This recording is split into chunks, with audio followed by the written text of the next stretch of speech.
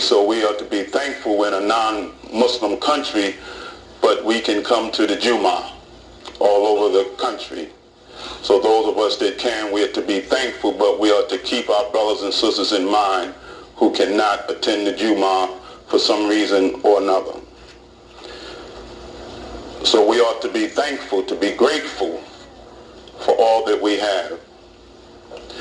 So dear believers, as you know, those that's been coming on a regular basis, that we have been going through Surah BAQARAH.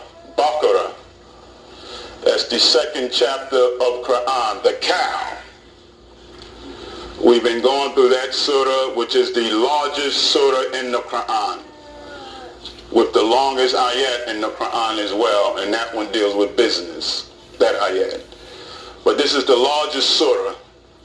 So we've been in each Jummah going through BAQARAH, touching on each ayat as we go through.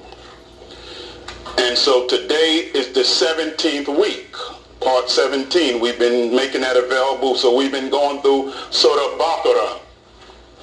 And Muhammad the Prophet will always remind us, he said of this surah, sallallahu, he said that it is strongly recommended that we recite or read the last two ayats or last two verses of Surah BAQARAH before we go to sleep at night. This surah is compact. So this week, continuing what we've been doing in the Quran, in this Surah BAQARAH, we went up last week, we went up to ayat 105. 105. But as you know, we looked at what is in, we spent time on 102, carrying over from the week before, talking about Suleiman, the children of Israel. This last few weeks has been dealing with the children of Israel as BAQARAH flows. We know it starts off Alif Lam Mim, Dhalika al-Kitabu la rayba fihi hudan lil muttaqin. That this is the book, there's no doubt in it, it is a guide to those who have taqwa, who strive to be righteous. And so last week we spent quite a bit of time where it says that, speaking on Harut and Marut, the two angels that came to Babylon, and how it starts out in 102. We won't spend a lot of time on it this week because we did last week, discussing how Allah says that they followed what Shaitan, the imps of Satan, brought to the government of Suleiman. And so it gave us the concept of Jerusalem. But it also mentions what was taught, the magic that was taught in Babylon. So we looked a lot at that, and we also saw where it say what they taught was to divide a man and his wife. But it was referring to something bigger than just a man and his wife, because Babylon was much like Sodom and Gomorrah. And Sodom and Gomorrah was destroyed because of the heavy, excessive ideal with men having sex with men and women having sex with women. And so we know in Quran and in the Bible that it says that they were destroyed with fire and brimstone. So we looked at that. That is the most serious way of driving a wedge between a man and a woman, is to redefine the concept of marriage. And that's what was happening in Sodom and Gomorrah, right? And so we looked at that, and so we know we touched on Sodom and Gomorrah, Babylon, all of that is in there, but it says this was taught in Babylon by the two angels of Harut and Marut.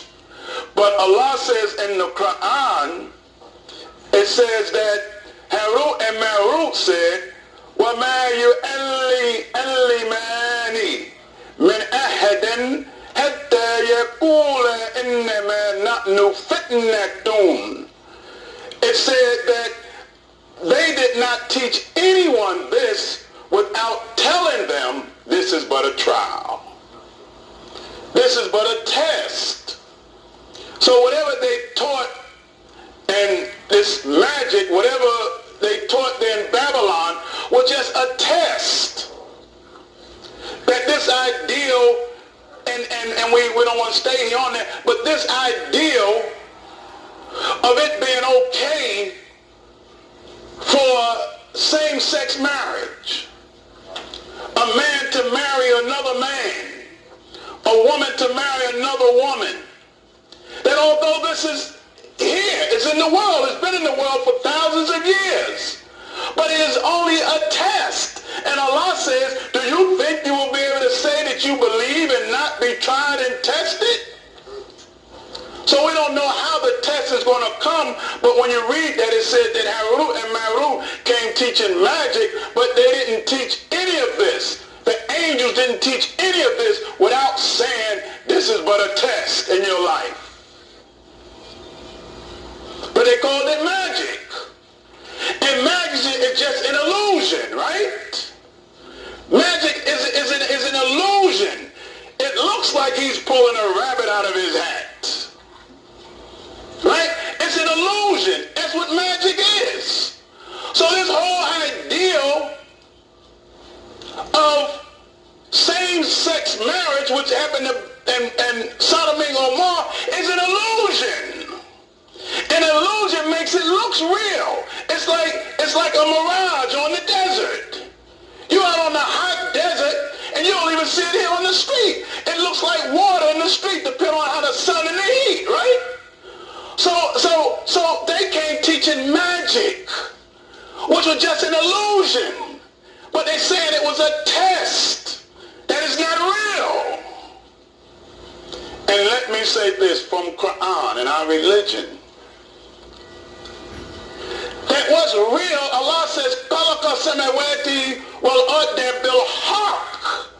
that he created the heavens and the earth in truth. So what is real is in truth, reality. Anything outside of that is an illusion. And that's what Allah says. He says when truth comes, falsehood must vanish, because falsehood by very nature is a vanishing thing. So it's an illusion.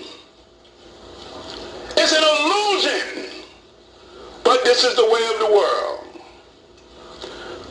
So that's what we looked at from that. So we're not staying there, but to see how Quran is for all times.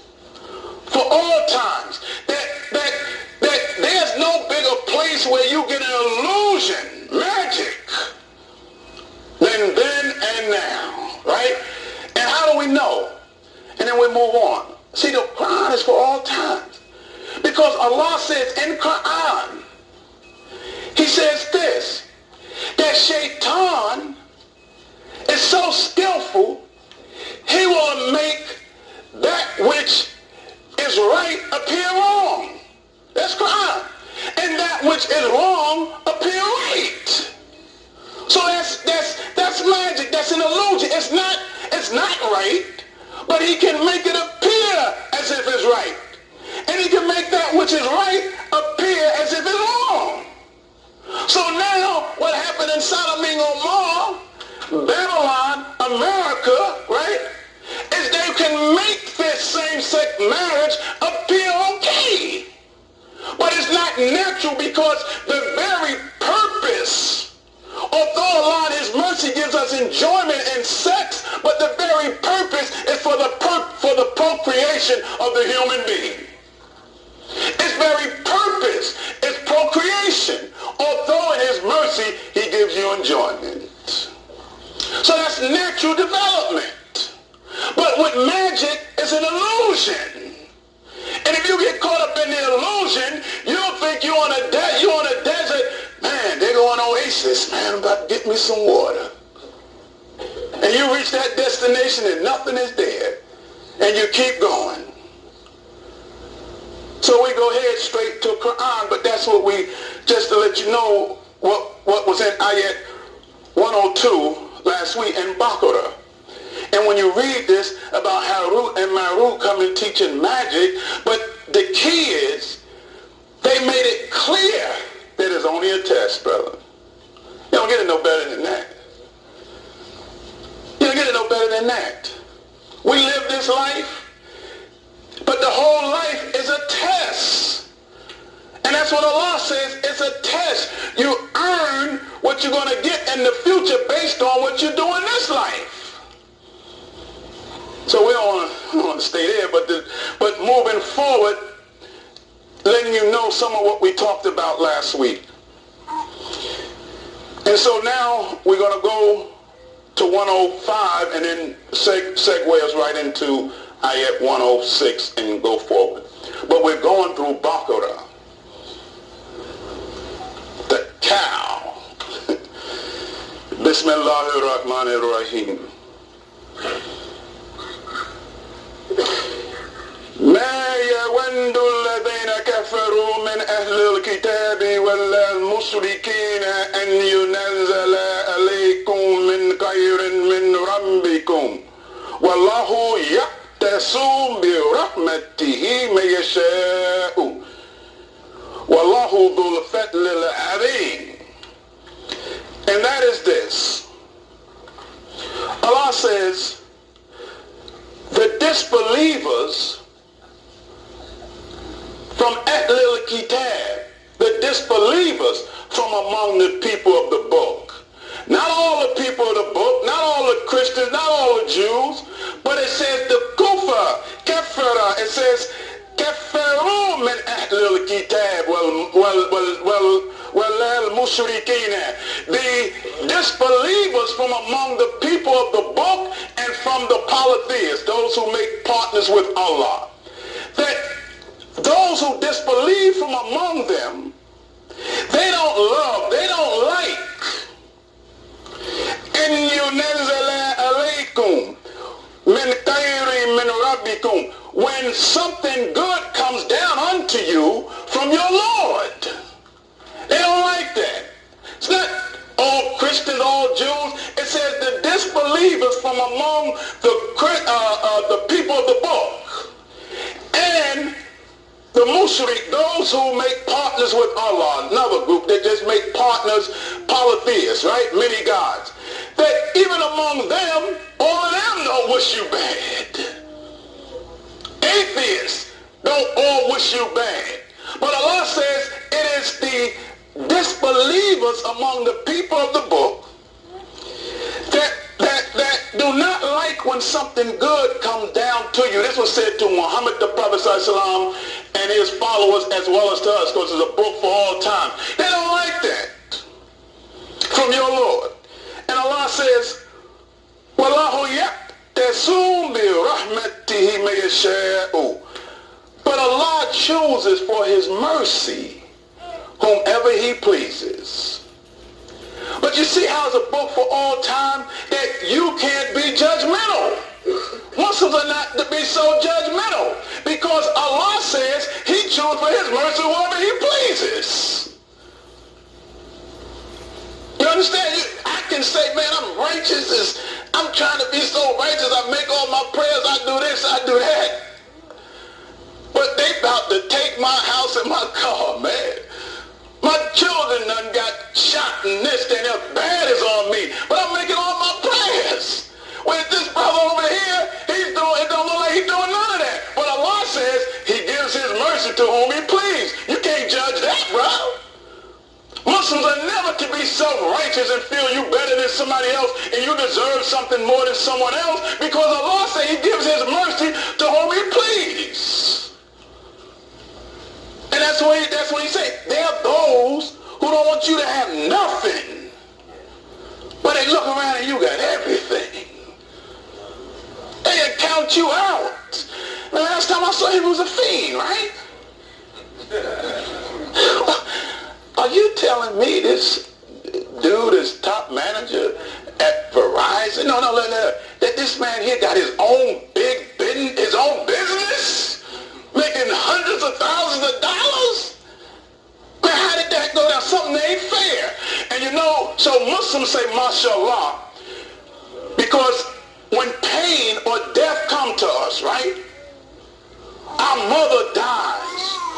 son get killed, or you end up with cancer, or you end up with a heart attack. Muslims, this is normal now, but in our faith, we don't say, why me? Now, in human nature, you might say that. But the reality is we say, mashallah, and you might say when you're really strong, well, why not me? Because this is a test. This is a test, right? So Allah says he gives the mercy to whom he pleases. Now you might be sick, but in the long run it may really be a mercy. So he says that there are those from among the people of the book who don't want any good to come to you. But Allah said, you don't have to address that, I'll take care of that. I give my mercy. Now he uses the term rahmah. Rahmah. I give my mercy to whom I please. Letting you know whatever good he brings to you is an act of his mercy. We might say we earned it, but you ain't earned nothing compared to the true mercy that Allah brings on you. We might have earned it up to a point, but compared to his mercy that you cannot fully comprehend, you ain't earned nothing, brother, and neither have I. And that's the concept of mercy. It's not something that you earn. You know, they say somebody has thrown themselves at the mercy of the judge, right? Judge may say, you deserve 15 years. That's what you earned, 15 years. But we'll give them 7. You see? You ain't earned it. So that's how mercy works. And it's rahmah. And to show you how that works, understand this. Rahmah is mercy. But if you look it up, it's from the same word as Artaham, womb. Artaham is womb of your mother. R-H-M, right? That's R-H-M, Artaham. Listen to this. R-H-M, Rahman, Rahim. They're from the same root, okay? Mercy and womb. Because there's no greater demonstration of mercy than when you're in the womb of your mother, because you ain't earned nothing, right? You're just a life germ, right? You were just a clot, right? You were just a lump of flesh, right? You were just these stages. You ain't earned nothing, but yet you're being fed, you're being breathed for, you're being protected. All of that mercy in the womb. So you have to understand, Rahman Rahim suggests that unearned mercy. You see, just like you're in the womb, that's why it's from the same root to take you to the womb and say, man, I couldn't see, I couldn't think, I couldn't do nothing. And the fact that you lived was a mercy, because they say there's hundreds of sperm cells, right, that go towards that ovary, right, and the rest of them are killed off. But you made it, and not by no effort of your own. So Allah says, so Quran is beautiful. You can stay on one word, one ayat, for probably 2 years. So Allah said, I give my mercy to whoever I please. And it says, Wallahu dhul fatlil alim. This fatlil is bounty. That Allah, to him belongs alim, the mightiest of bounties. The mightiest of bounties. Meaning, you know, alim, when we put our hands on our knees and ruku, subhana rabbil alim, right? Mighty. So Allah says, Wallahu dhul fatlil alim, that his bountifulness, his giving is mighty, powerful. So there's no limit to it, okay? So that's 105. And BAQARAH. Now we go to ayat 106. Quran shifts. But it's still talking to us. But it was dealing with the children of Israel, and it ties in the prophet, the believers, the followers of Muhammad the prophet, because it was Moses. Say Muhammad is a man like Moses. And to show you that connection, and we'll go ahead, it's the Salat. It's when Muhammad the prophet ascended from Jerusalem, right, up to the 7 heavens. And they say he got a whole lot of salats, 500 or 50 or something. He came back down to the 6th level. Moses said, Well, how many prayers did you get? He got a high number. He said, my people couldn't do that. Your people can't do that. So go back and see if Allah can reduce it, right? So the conversation was from the 6th level, and Muhammad coming down to Moses, and then he going back, and then we end up with 5. So the Salat was connected with Moses according to the Hadith, right? So the Quran said he's a man like Moses. So you'll see the similarities. Now, ayat 106 in BAQARAH. ما ننسخ من آيات أو ننسها نأتي بخير منها أو مثلها ألم تعلم أن الله على كل شيء قدير. Allah says, we do not cancel out.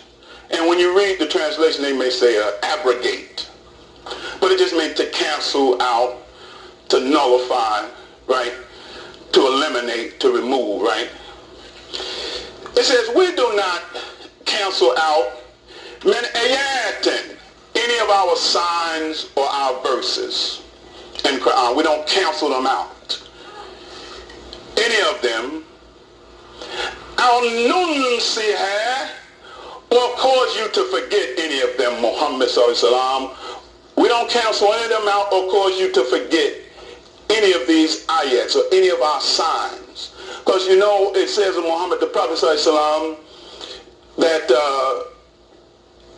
when he received Quran Laylatul Qadr, it says he don't remember exactly what night it was, but he know it was within the last 10 nights.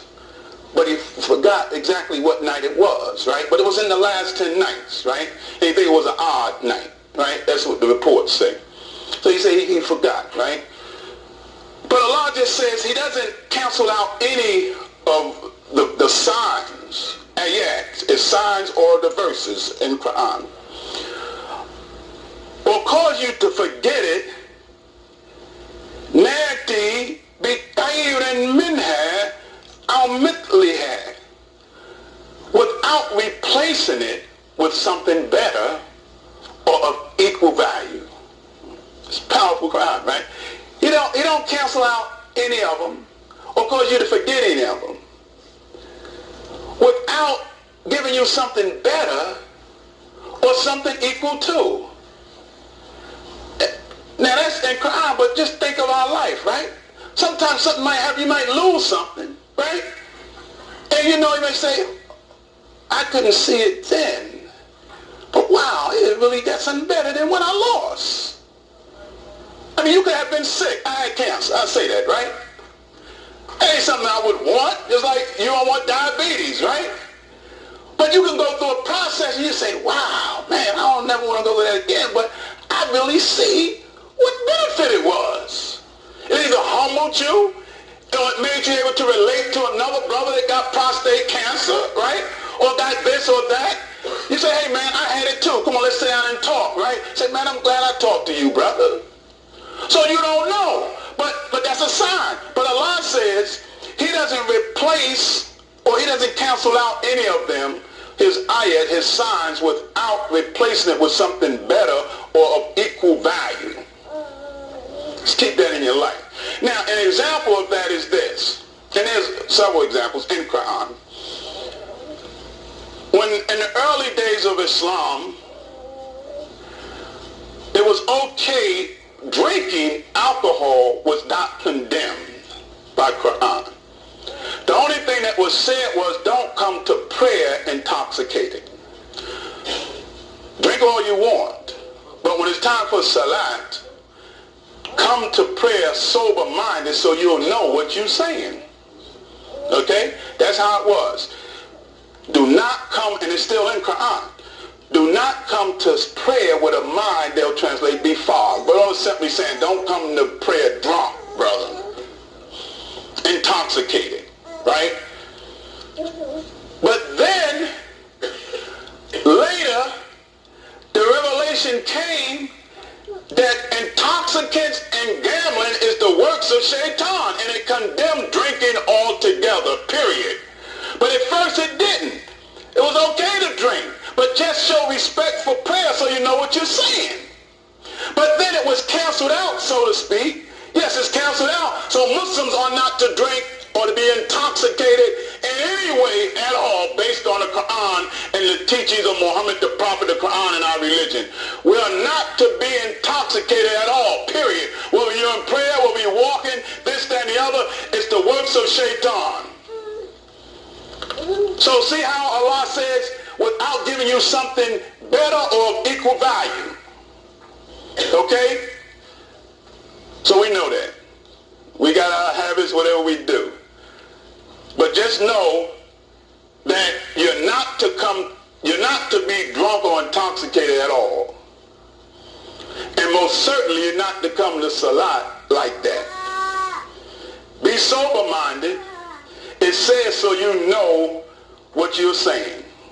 Okay? But that's an ideal. That gives you the idea of how one canceled out the other. And there's other occasions too. So without giving you something better or of equal value. أَلَمْ تَعْلَمْ أَنَّ اللَّهَ عَلَى كُلِّ شَيْءٍ قَدِيرٌ. For Allah, do you not know that Allah has power over all things? That he can cancel something out and give you something better or of equal value. Do you not know that Allah has the power to do that? And to show you a sign of that, you know, if you lose one eye, it increases the value in the other eye. Do you know that if you lose hearing in one sense, that the other sense picks up in its place? That's Quran. See how natural that is? If you lose sight in one eye, one sense, the others pick up in that. So if you lose sight, your hearing increases, etc., right? And other things, right? So we're just going through Quran. It's ayat 106. Now we go to 107. أَلَمْ تَعْلَمْ أَنَّ اللَّهَ لَهُ الْمُلْكُ السَّمَاوَاتِ وَالْأَرْضِ وَمَا لَكُم مِّن دُونِ اللَّهِ مِنْ وَلِيٍّ وَلَا نَصِيرٍ. And do you not know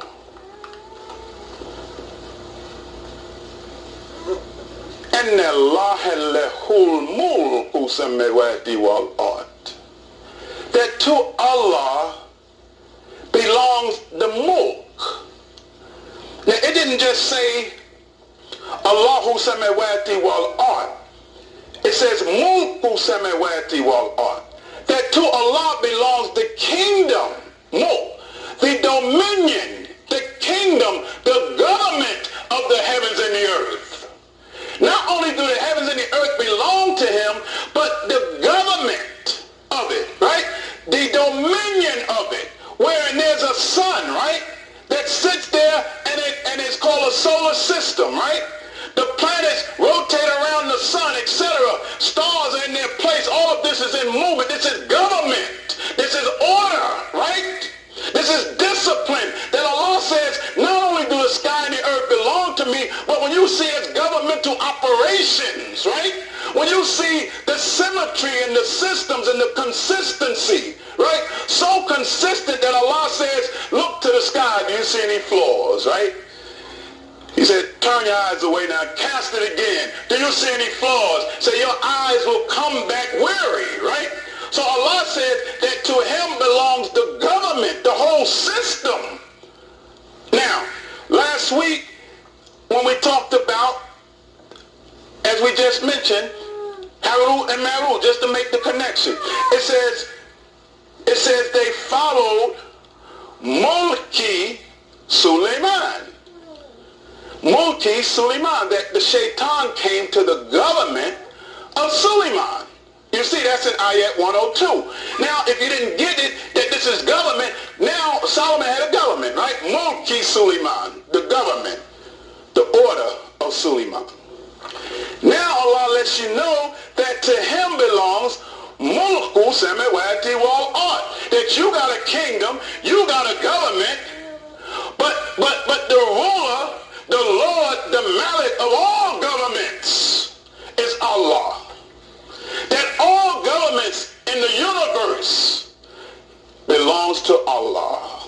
not just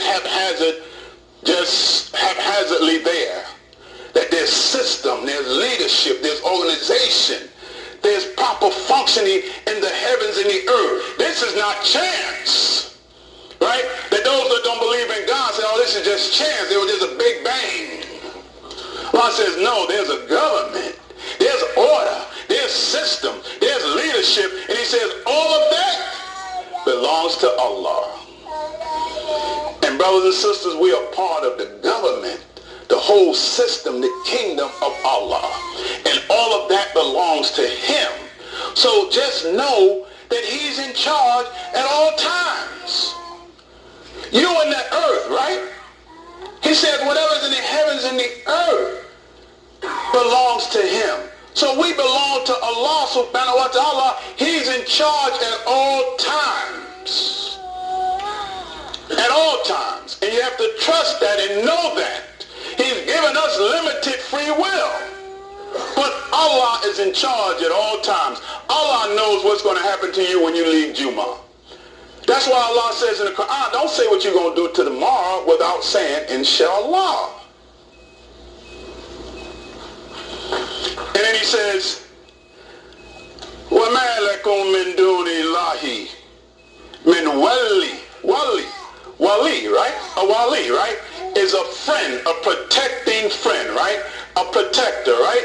He says, wali wala nasirin. He says, and what you call upon or worship other than Allah cannot neither protect you nor help you. See how the beauty of Christ say, all this belong to me, belong to Allah. Now if you calling on some other God, some other Lord other than Allah, guess what? It can't protect you and it can't help you. You're on your own.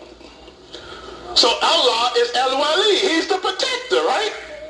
He's our helper. So Allah says what they call on besides him can neither help them, can neither protect them, nor help them. Wali. Am turiduna an tas'alu رسولكم كما سئل موسى من قبل ومن يتبدل الكفر بالإيمان فقد ضل سواء السبيل.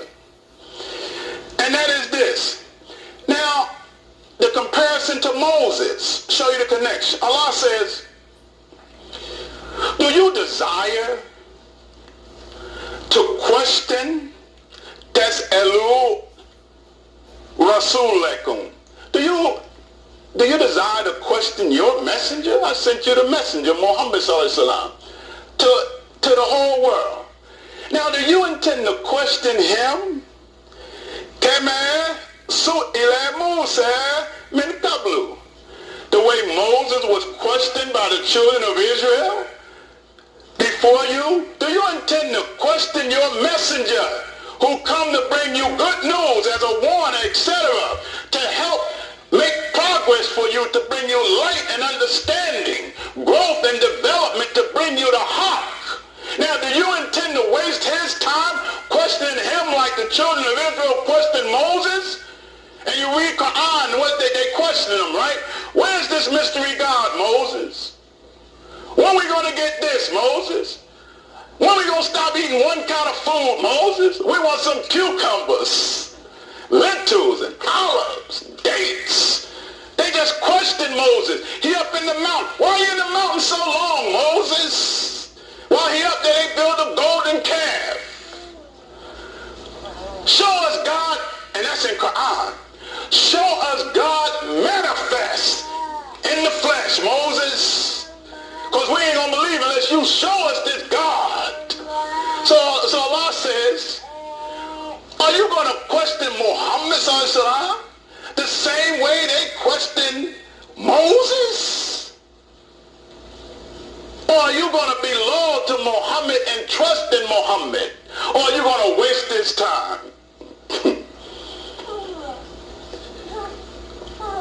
And Allah says, for all of us, it's always for all of us, وَمَنْ يَتَّبَنَّ delil kufra bil imani. It says, and whoever turns to disbelief after having belief, whoever rejects the faith after having the faith. Remember, it says in the Quran, if Muhammad dies or is killed, will you turn back on your heels? And the word for turn there is not wali, it's qalb, it's associated with heart. Meaning, will you lose heart? Will you lose faith, right? So Allah says, whoever changes from faith to disbelief, it says, Dalla. Now, Dalla, this cut is definitely. Dalla is what we said at the end of Al-Fatiha. Dalleen, astray. Okay? Dalla, Dalleen, right? They are surely astray. Sewa as-sabil. The Sawa, and we know we say fi sibilillah. Sabil is path, right? Fi in sibil Allah, the path of Allah, right? Well, they're surely away from sewa as-sabil. The Sawa is level, is balanced, is even. Okay? It's not extreme, it's balanced. In Surah Al-Ala, right? Sabbi ismi rabbika al-ala. Alladhi khalaqa fasawa. Glorify the name of your Lord the Most High, who created and made it balanced. Evil and balanced, even, balanced, right? So those who go from faith to disbelief, they are off of the even path. You understand? The balanced path. You see that Allah khalaqa samawati wal ard, etc., right? That Allah created the heavens and the earth, but it is equal. Okay? And you will find that in Surah Al-Ala, right? That he created us and gave you balance. So whoever goes from belief to disbelief, it says they are off the balanced path, which is to let us know before we close that Al-Islam is the even, level, balanced religion. You see, that when you believe in this Quran, Muhammad the Prophet, when you practice Islam, you're on Sewa as-Sabil. You're on the level. You're on the level. You're on the level path. You're not extreme to the right. You're not extreme to the left. That this is the even, straight down the middle path. Long as you have faith, you're to have faith that the middle road is the answer. Not the extreme right or the extreme left, but it is the even path that you want to be on. So those who don't believe after believing, they are dalal, they are astray from Sewa as-Sabil, from the balanced and even path. So stay balanced. If you're on this, stay balanced. You want to be level and properly balanced on this path. And those who go off, then they're not balanced. They're lopsided, right? They're extreme, right? Allah says in Surah Allah that he created you and then gave you balance. He said, kun fayakun, and let you grow and balance. So when you walk, you balance, right? Let us close. Rabbana atina fi dunya hasanatan wa fi akhirati hasanatan wa qina adhaban nar. Alhamdulillah.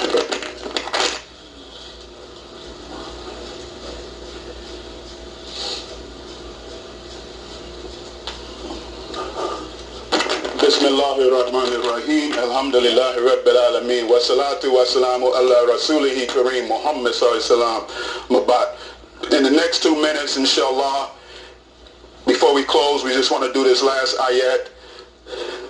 Stand in BAQARAH. Read Quran often. This is our life. Muhammad the Prophet ﷺ said, I leave you 2 things. The Quran and my Sunnah. Whoever follows that, they will never go astray. So we're in Quran. We're going through the whole Surah BAQARAH. And now we're at ayat 109. Okay? Now, وَنْدَ كَثِيرٌ مِّنْ أَهْلِ الْكِتَابِ لَوْ يَرُدُونَكُمْ مِنْ الكفار حسدا من عند أنفسهم من بعد ما تبين لهم الحق فاعفوا واصفحوا حتى يأتي الله بأمره إن الله على كل شيء قدير. And that is this. It says a great number from among the people of the book. From among the people of the book. The Christians and the Jews, the people of the book. A great number from among them desire or wish that you would become a disbeliever after having faith. But they want that out of jealousy, out of envy. You see how it said before that if you turn from faith, you're off the path? Well, he says there's a great number from among the people of the book who desire out of envy that you come out of faith into disbelief. And listen to what he says. من بعد ما تبين لهم الحق. After the clear truth has come to them, after the clear truth has come to them, they want you to get off the path. Because the thinking ones among them, and they do this in our world, the thinking ones among them know the value of Qur'an in your total life, economically and in every way. So in their mind, they don't want you to believe in this because they don't want you to be an economic competitor in the world. So they will send all kind of death and destruction among you just to count you out, and you won't be a competitor in the world. That's what it's all about. Money, brothers. Power and control. So Allah says in the Quran, a great number from among them want you to go to disbelief after believing, after the clear truth has been made known to them. You understand? They don't want you to believe, but they know how it works. They know the value of Quran and the truth in every way. But look what Allah says to us. We have to be balanced. So you don't go out here and kill up folks and blow up things. Listen what Allah says.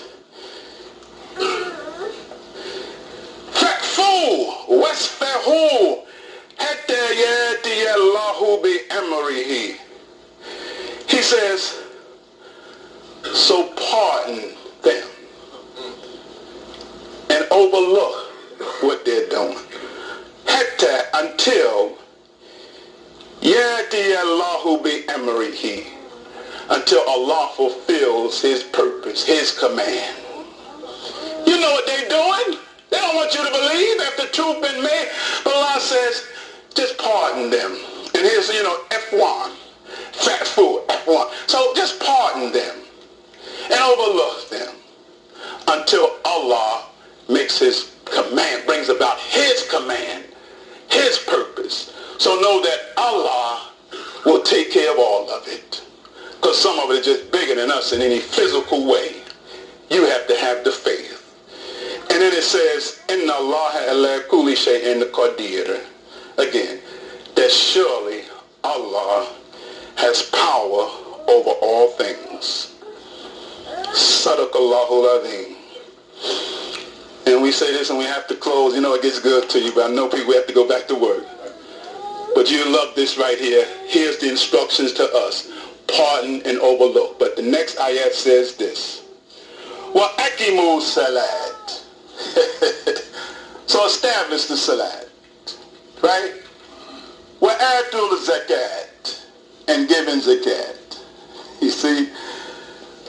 وَمَا تُقَدِّمُوا لِأَنفُسِكُمْ مِنْ خَيْرٍ تنجدوه إن الله بما تعملون بصير. And all it says is this here to us. Establish salat, giving salat, and giving zakat. And whatever you sent forth of good, لِأَنفُسِكُمْ, for your soul, right, of good, is with Allah. Whatever you you send forth of good is with Allah. For surely, in Allah be mad that Malun Basir.